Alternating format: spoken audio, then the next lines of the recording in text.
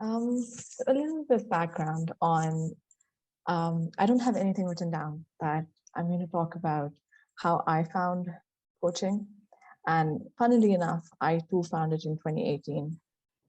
I was living in Karachi. It's one of the biggest cities in Pakistan. Used to live with my grandparents, and um, I had gone through a very hard year, and I had totally forgotten who I was. If you would talk to me, I would sort of burst out crying at every word because I was so shattered inside with things happening in life. And for some reason, I was looking for something. I would go to these conferences. I thought it would be a person I'm looking for, some random person I'd, sort of meet in a cafe. And that was the sort of love I was trying to find. And I'd sign up for anything that was out there. And one day I sort of ended up onto this place that I sort of called my haven, which was called the second floor. It's a community space. It's one of the only community spaces in Pakistan that I know of, where I would go and sit and study. And they had one of those events. And I just sort of was there to do something. And I sort of sat in that event, and that was Shazia.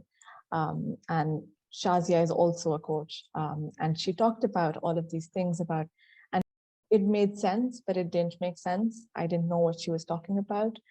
But she looked so beautiful in that room. For some reason, she sort of was like a magnet. And I was like, whatever she's offering, I'm going to take it. And then I sort of signed up for this thing. And when I found out how much it cost, I was like, I can't pay for this. I was a student. I didn't have any money of my own. And I told Shazia, I don't think I can take this. This is too much for me. And she said, the money will find its way. Just try. Just try to show up, and the money will find its way. And I sort of had to ask my father, who lived in another city, if he would loan me some money so that I could go and attend this course. And it sort of ended up being one of the highlights of my life so far. I feel like the people that I met, the person I became after those 6 months, I would go every weekend, and we used to do that in person. So we were in a room, sitting there, talking to each other, crying and laughing. And by the end of it, I became someone. I sort of had, it was a transformation. And I feel like the person I am right now and who I became was a transformation through that. So so when we did this at the end of it, I sort of realized what I wanted to create, and what my big dream was. That my big dream is that I want to create safe spaces in Pakistan. So it's very rare. It's a very patriarchal society. It's a society where when you walk on the streets, it's usually men in public spaces, and there aren't a lot of spaces where women feel comfortable. So you won't see a lot of women driving. You won't see a lot of women just sitting around having a conversation. And I'm a homebody, but mostly because I don't know where I can go or where I sometimes am afraid to walk on the streets even. So for me, a radical idea is to sort of create safe spaces for women and young kids and people who don't fit in.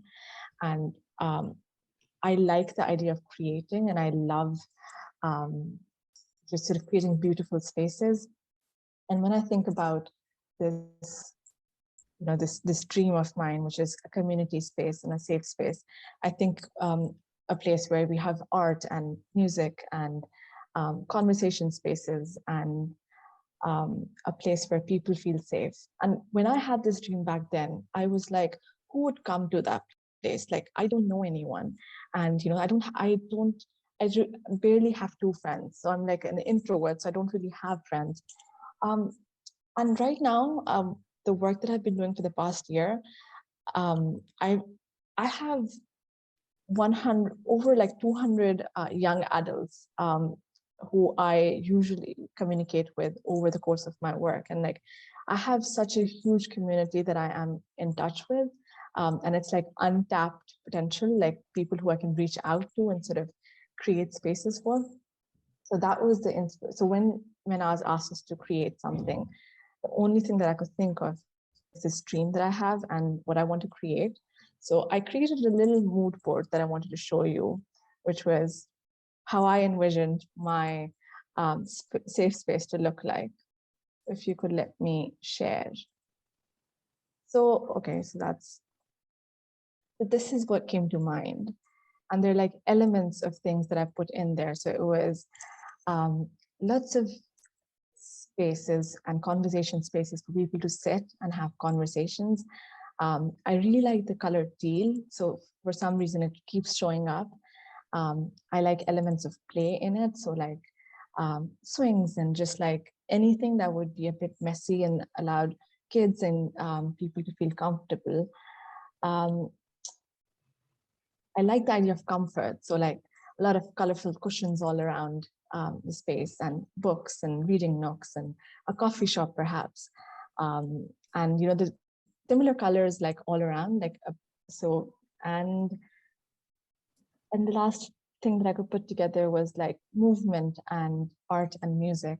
And this is my big dream. And I hope that one day when I do get to that, all of you are there and that we can celebrate this. So yeah, that is what I have for you today. So my coaching journey basically started pretty much after my mum passed away in 2014, and it was a really, really tough time.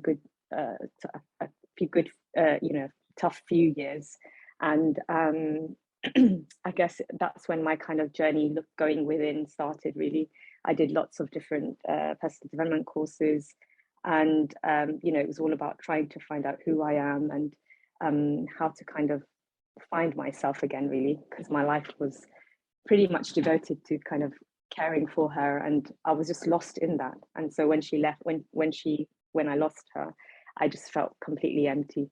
So it was a really tough time, and kind of speeding through a few years, I went to this confidence workshop, and the facilitator was speaking wonderful words about Manaz, who was there, and saying, you have to do her coaching program. She's, it's amazing, and this is what's inspired me to do my workshop. So I spoke to you briefly. I remember I did the program in 2019, and it was a really powerful coaching program because we did it in person, and I remember taking so much from it, but at the same time there was something there that was in the way, and I was very fearful of kind of really embracing kind of whole coaching path, I guess.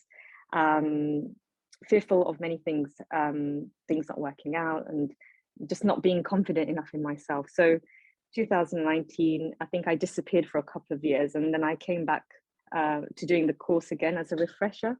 And one of the things that have really got out from this program, from this time, is embracing my vulnerability as a gift. I think a lot of people, when I say that I'm shy, a lot of people say, no, you're not shy.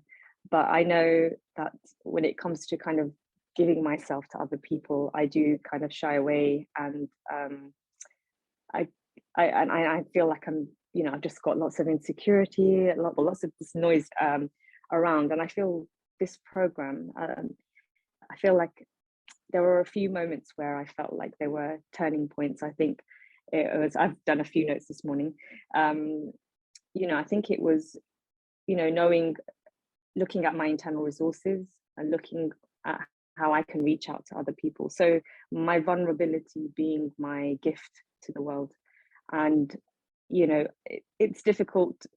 I still find it slightly difficult, and I still feel quite nervous sharing this. But I feel like, being comfortable in not knowing what comes next, I have to really embrace in creating that space for myself, and then in doing so, creating that space for other people. So I started, you'll see there. So I actually did this actually not long after, maybe a few months after I did your program, and So it was a business I wanted to start up it was inspired by someone I was speaking to at the time. And he said, you know, why don't you call it TLC, like Tender Love and Care and the Life Coach. So I thought, oh, that sounds a bit, you know, quirky. So I started the Insta page. I've only got 3 posts. Those are very recent posts. I've got lots of followers, but no content. No. So, you know, I've got something as a starting point. I want to build on that. I want to, what my heart wants to give is to work with young people, especially teenagers, around self-esteem, self-confidence, especially around, you know, people who are subject to bullying, cyberbullying. You know, those kind of issues have become so rife now, and I feel like, you know, there needs to be a safe space in my local community, just to kind of reach out to young people, and a bit like what I was saying, is creating that space. So you know, keep creating the space for them and being able to coach and reach out in that way. The other thing I just want to add in terms of like learning, so there was, and I think I shared this earlier, there was one of the modules about attachment versus non-attachment. And I realized that, you know, I'm thinking so hard about how I can get people to see their skills, their abilities, review their environment, what is their values, etc. And I found that I've not only forgot about myself, but I judged myself a lot. And I thought, I can't, you know, how can I reach out and support others if I haven't really given myself permission to do that for myself? And I think yesterday was a huge turning point, actually, and that was with you, Manaz. I think when I set my intention in the morning, and it was like, I need to trust myself. My intention is, I need to trust myself. I need to trust myself. And really, because I am spiritual in that sense, religious, it's kind of seeing beyond.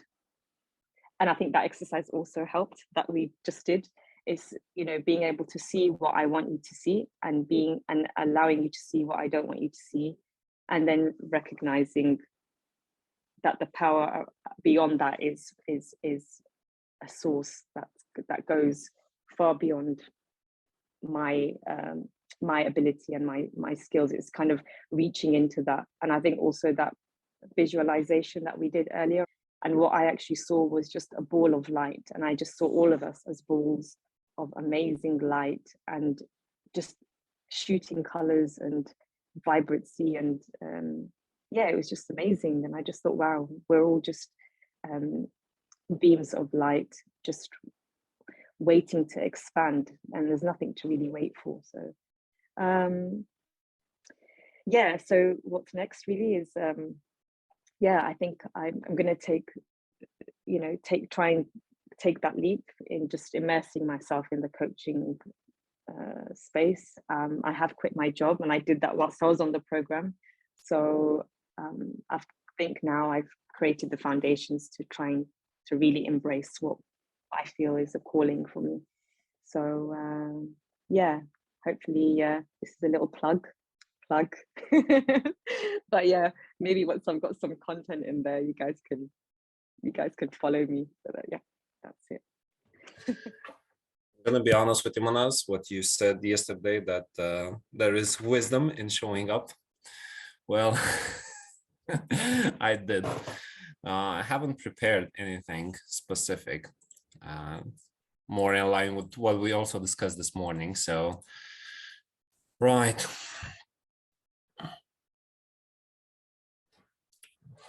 I'm just gonna wing it. Right. So I learned about the coaching session. It was, so for the past 3 years or so, I almost embarked on a spiritual / healing / knowing myself journey. And, you know, throughout this journey, I met a great of amazing people, you know, that had something to do with respect to my growth. So I was actually in Belgium, you know, doing bits and pieces. And this friend of mine, Diana, said last minute, hey, you might want to check this out. And I was like, okay. And I looked at the price, and you crazy, I don't have that kind of money, what's wrong with you? And you know, I obviously I was some sort of a dick and said, okay, but what is this about? Do you trust? It looks, you know, fishy, you know, it's too much money. And obviously she got upset, and I was like, seriously, I'm recommending something that you know, I greatly benefited, you know. And I was like, okay, fine, well, let's have a look. So last minute I discussed with Manaz. I told her I don't have the money, and she said, oh, that's okay, let's put you on a plan. And I don't know exactly which goes where. So yeah, eventually you know, it almost like I was in the point where, you know, if I'm getting something back from the universe, from the space, you know, if I'm receiving something, as Juliet also said, you know, just jump on the opportunity, the money will follow. And I was in that space, you know, that whatever comes, if it feels right, you know, just jump on it. And it felt right, so I did. And it was the point where I met well, all of you beautiful, wonderful people. And it was a bit strange because I somewhat starting my, well, somewhat of a spiritual journey years back when I was in the capital. And to be honest, I couldn't relate with anyone. And it was, yeah, it was well, a bit depressive. And I was a bit depressive, to be honest. But meeting new people, you know, things really started to change. Now, from the course, what I got, that's actually nice, because I feel like I had almost the foundation, right? But it almost like, you know, specific and short demeanor quotes that you know, just literally landed and obviously changed my life. For example, the first session that we did with creating the space of curiosity and non-judgmental, and you know, just seeing and trusting the client, that I could actually squeeze the entire course into that, because it had such a massive effect on me, you know. Because I put the pro in judging, you know, I start with myself and afterwards carry on with other people. But yeah, no, that was amazing. And obviously short bits and pieces that I took offline. For example, the one with the levels of consciousness, right? I was referring to the, what was it, the onion technique, and Manaz mentioned the one with the elevator, you know, and I have many examples with respects to that. I do have one bit that actually I'm particularly proud, is we did an exercise, the 12-minute exercise, you know, of silence, where we had to write something down. So I did it. It was actually a surprise for me too, as to what came out. And I actually would like to, with your permission, read it. And yeah, just hope you enjoy it. Right. So, love in the now. What to write and where to focus. I am here, I am a compass. I am wild and everywhere. I am great, my dear Monfrere. How I love and love I shall. Beauty is within the shell. Smiles and laughter all together. Let's please add them to the ledger. Oh, how beauty is divine. When we share, we laugh and dine. Oh, my dears, I wish you well. Oh, my love, like jingle bells. What else should I focus on? Should I run a marathon? Should I force myself so might in the darkness, in the night? I would rather climb a mountain, see, rejoice at nature's wonders, peel away my outer layers, brace the source and say my prayers. Oh, my darling, how you shine, joyfulness forever mine. All of life, the good, the bad, it is nothing but mirage. How or why do we not see the real beauty of unity? Come then, friends, let us together, let us sing and dance forever. Let us make our spirit proud for today and all beyond, doing what we truly want. Lust and pain and nerves frustration, it is something forged by nations, keeping us content and snappy. Shallow wishes consume a happy. Let us hold our hands together, doing more in a loving manner, wishing you the best of thoughts, live as humans, not as robots.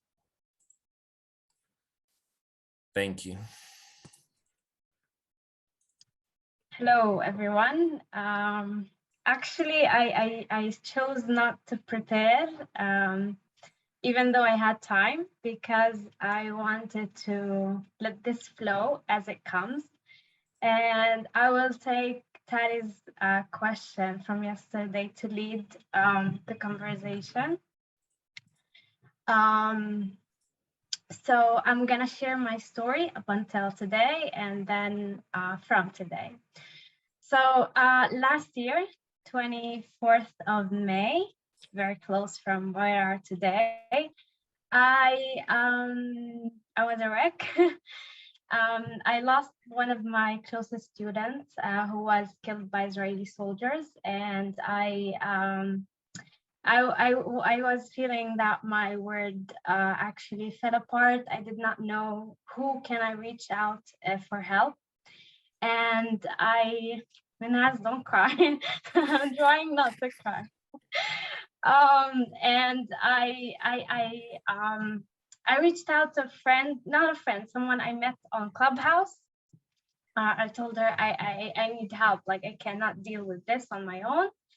And she sent me the link for Minhaz. Minhaz was offering free sessions for Palestinians. Like we're weekly sessions, and I remember that in my first session I just opened this link, and there was Minhaz and Shazia, the coach that Haya talked about, and she said, "Hi Haneen," and I just start crying for almost 5 minutes, and I had two people, strangers, looking at me, and I was just in tears. And I went to the session, and these sessions went on for more than a month and a half, as I remember. And I felt day by day like that my soul is healing. And I for the first time in my life, I've been offered a space which is safe, and at the same time, it has a very high level of awareness. And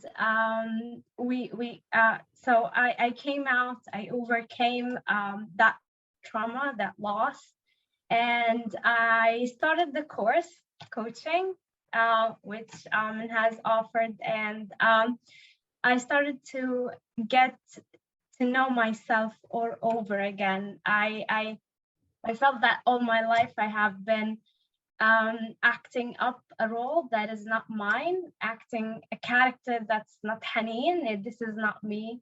I was putting a strong image, and inside I was not that strong, because I wasn't so much connected to my soul, to who I am really. And that coaching process, the training, Tali was with me, he helped a lot. The in-between sessions that we had as a team, after we finished the coaching training, we still from time to time do practice with each other as coaches, and we try to stay in touch as much as we can. And I feel like I came through, it was a hell of a journey.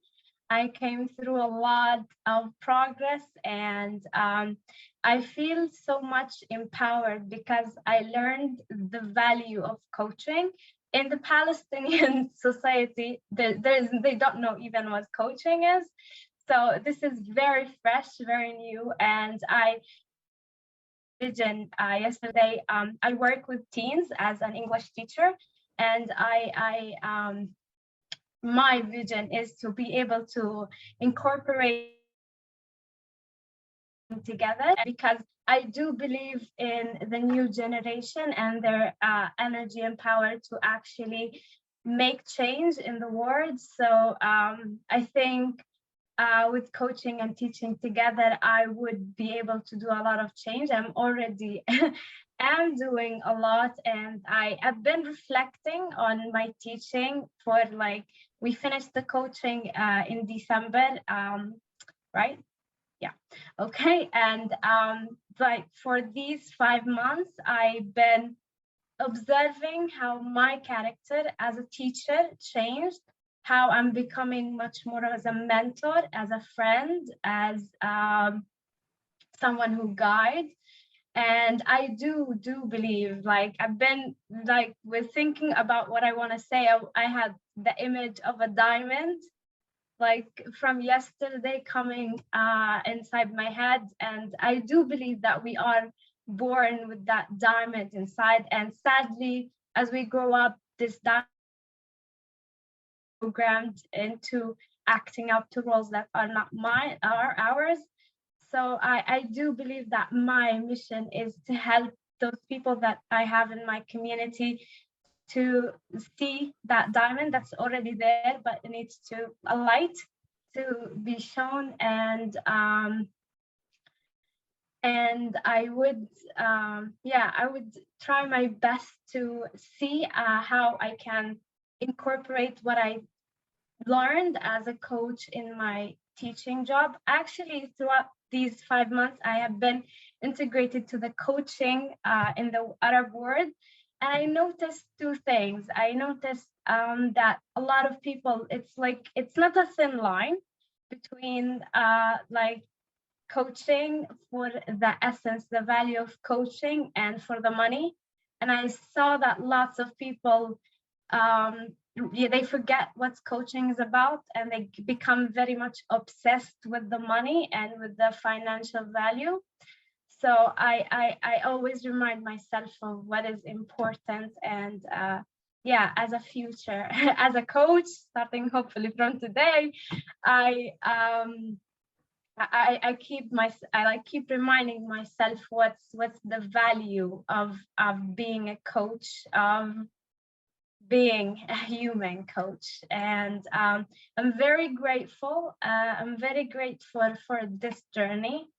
I would dedicate this journey to the soul of my student Zuhdi, and I would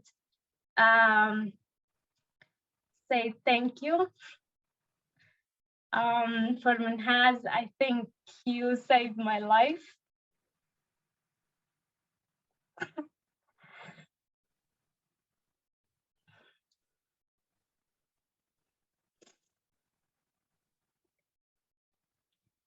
I can't wait to see you in real life and give you a hug. I'm very grateful that I did not finish my coaching in December, to have a second chance to do this again with you guys. Like today, everyone gave me a message, and I think like it's God sent, and I'm very inspired by every one of you.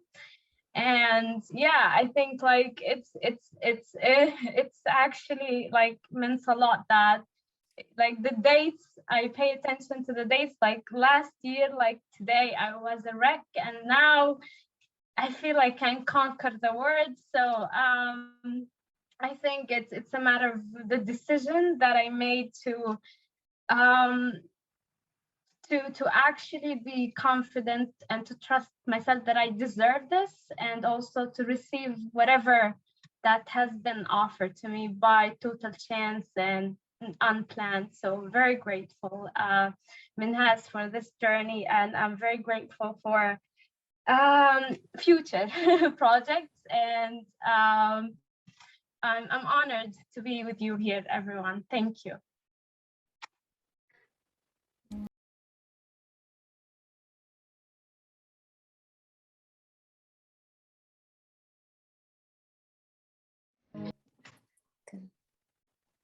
I'm just going to read a few things that I wrote down. I'm not really sure what else to say.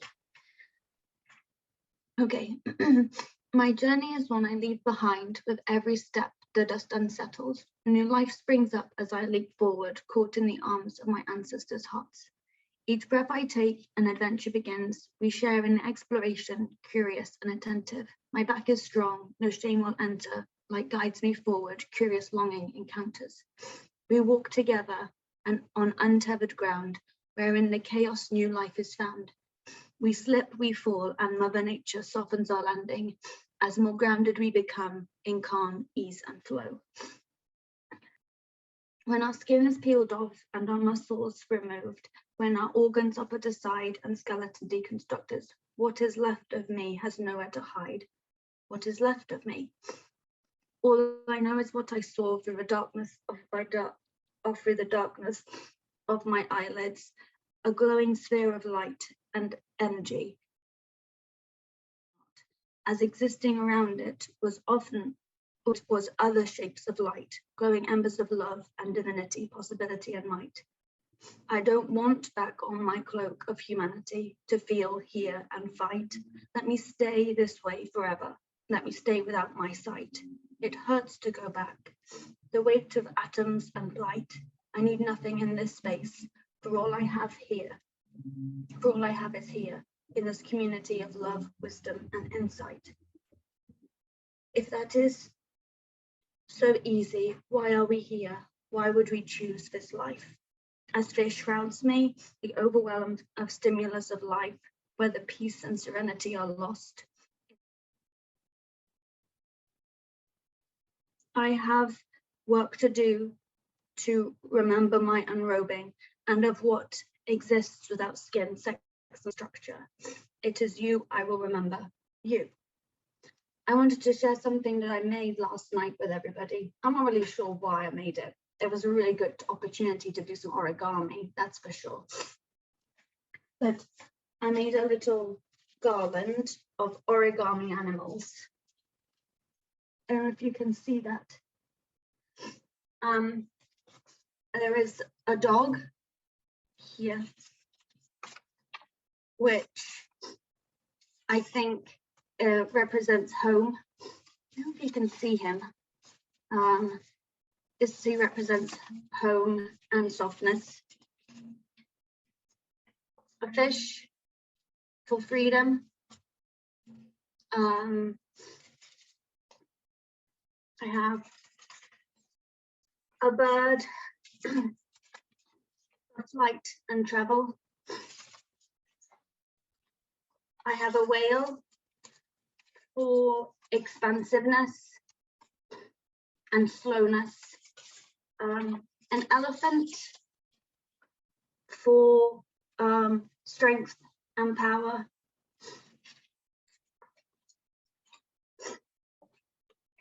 I have a butterfly for beauty.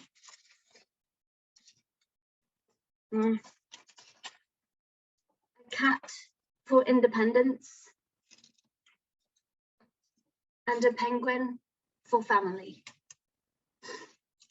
I don't associate any one of you people with one animal, but I will wear this round, well, not figurative, not actually, because I don't think paper is a particularly good insulator from the cold, but I will wear this round my neck and remember you all, so you stay with me.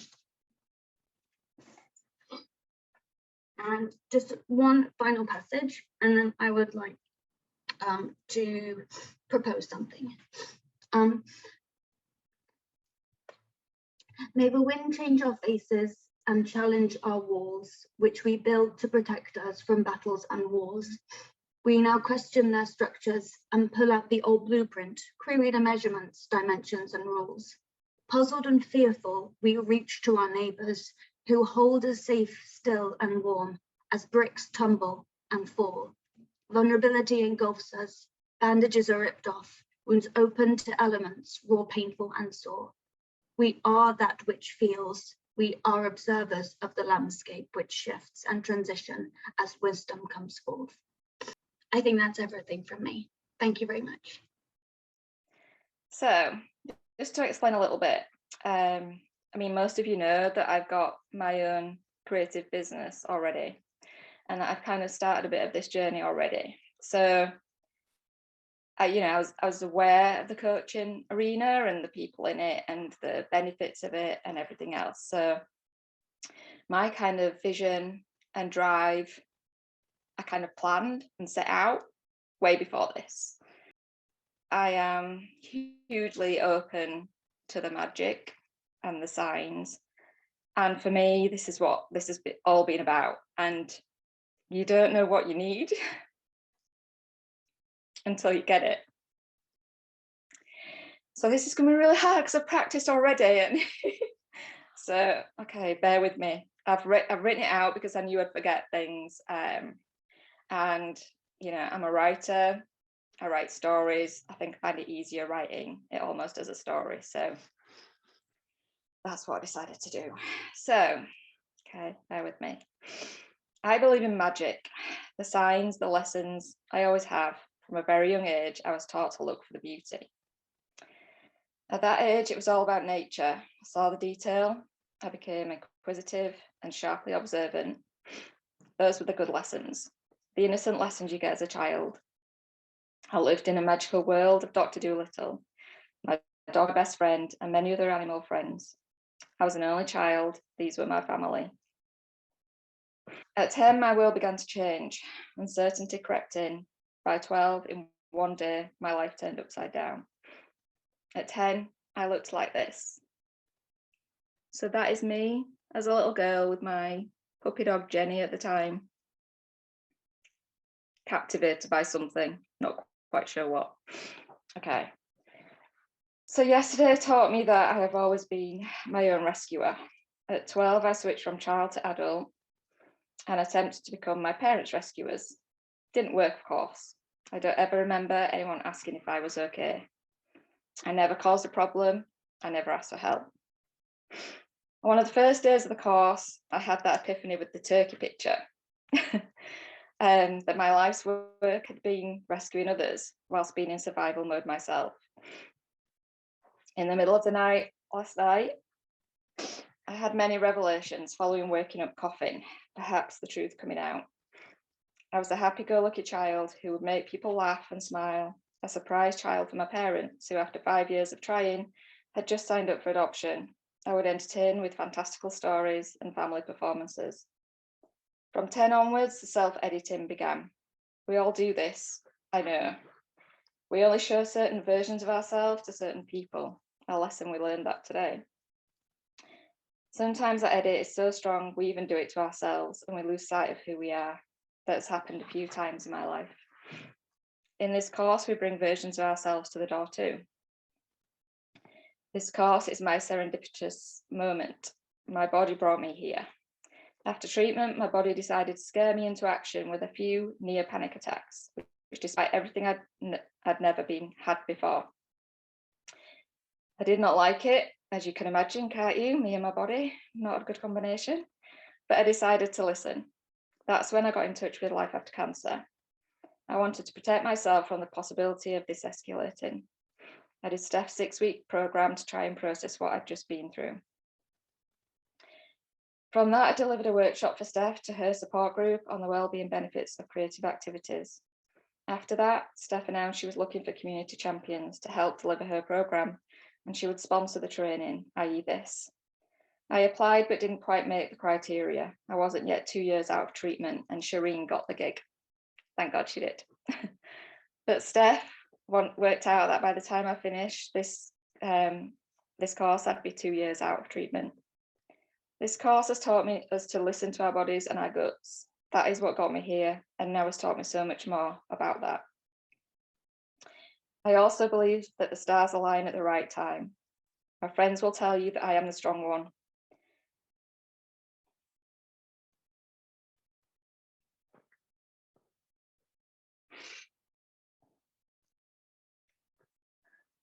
The one that sorts everyone else out. I never asked for help. All through my treatment, I never asked for help. This course made sure we did. In the training, we were forced, in the nicest possible way, to bring real life issues to the table. In the beginning, my first partner, Aalia, will tell you I found this really hard. So strong with the layers upon layers of self-editing. but gradually I peeled them back and brought things.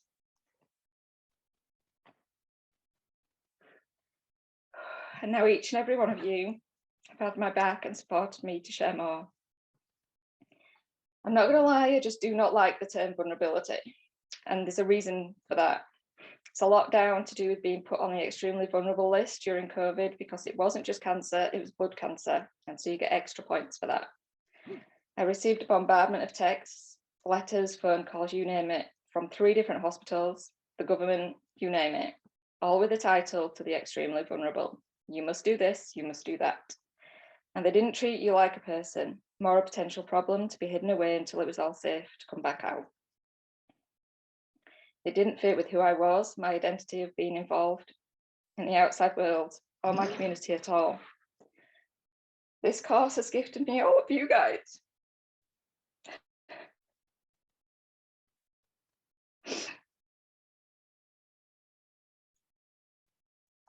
And at first I didn't expect or consider that. It was just really about being open to what this course would bring.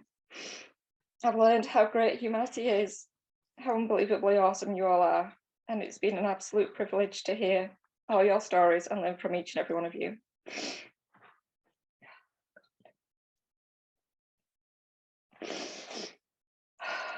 The way forward for me now is to share the final very hard current stories, probably with some of you, I hope, as we continue to stay connected and learn.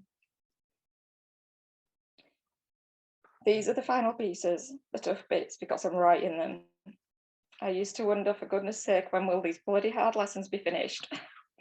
When is enough enough and the good times to roll for longer than a little moment?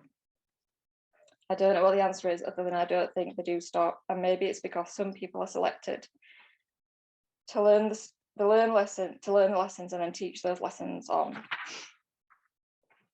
I know my strengths: connection, support, interpreting the signs, intuition, spotting where help is needed, and I'm getting better at recognizing that in myself. I know where I need to learn and grow. I wish I'd had longer to prepare this, but last night I was out learning new lessons. And so to finish before I go on all day, I've got a few lessons for you. So 1, know your worth and become as much of you as you can possibly be before children. It will stand you in good stead for those tough years where your identity goes through a huge shift. 2, health is everything. Protect it fiercely, love your body and the energy it gives you to do the stuff. In reality, you may not always have it. Protect it at all costs. 3, never underestimate the impact that you have on others and the connections that you make. 4, take all the opportunities to shine your light. Don't let the fear hold you back. It's a huge disservice to yourself. 5, the person always smiling, cracking the jokes, making everybody feel better.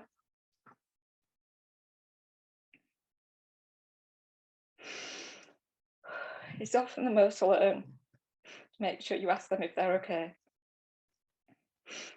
Okay. The reason I'm so emotional is because at 12 I was abandoned by the person up until that point I had the greatest connection with, who knew me inside and out, all of my quirkiness and curiosity. You guys now know some of that. This last 6 months I've felt the most seen and heard I think I ever have.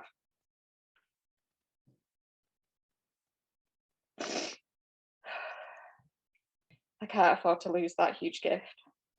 So please just don't rely on me to connect. Reach out to me too, because I need it more than I show. Thank you, Emma, for creating that space, by the way. I'm so proud of all of you, and we have to gather in person. We've just got to. I'm a determined bugger and you won't get rid of me easily. And just to finish off on a more light-hearted note, I started off as an only child with animals as friends. In the vision meditation earlier, that was the case again, and it goes something like this. So forgive me, you're all going to be an animal. I'm sorry. So Aalia is the rare jaybird who holds the freedom of flying, a voice to be heard, and a flash of beauty that needs to be seen more. Haya is the wise owl, observing from the treetops, wise beyond her years, and a queen in the making. Shireen is the squirrel, sorry Shireen, inquisitive, resourceful, gathering her nuts, always to be prepared. Alex is the huggable bear, warm, sleepy, who awakens, stretches, strides up to the mountains, and comes back with more to share. Emma is not an animal. Emma is the unique pixie elf, a dazzling ball of energy, dancing and teaching us new thoughts, entertaining us and making us laugh, and is always a little bit mischievous. Manaz is our glowing firelight in the middle, fueling our wisdom, keeping us warm, and we could stare at her for hours and absorb something new every time. Resource team, you're the trees, holding the breeze, whispering their wisdom too, and keeping us safe. And Haneen is our new bird, and this is really bizarre, given the story she told us.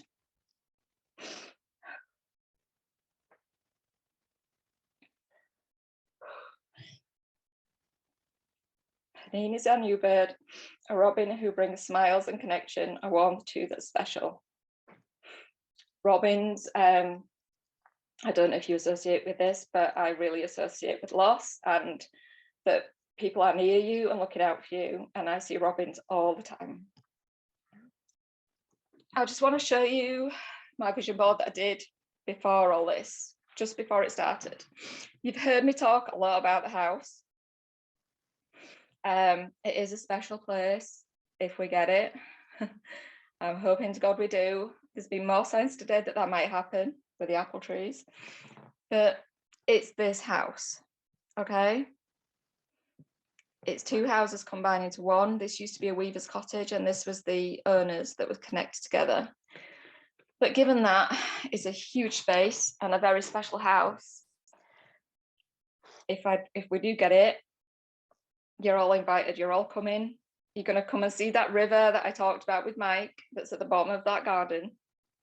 You're going to come all around the creative spaces I've got in Home Fair. So that's it. Thank you.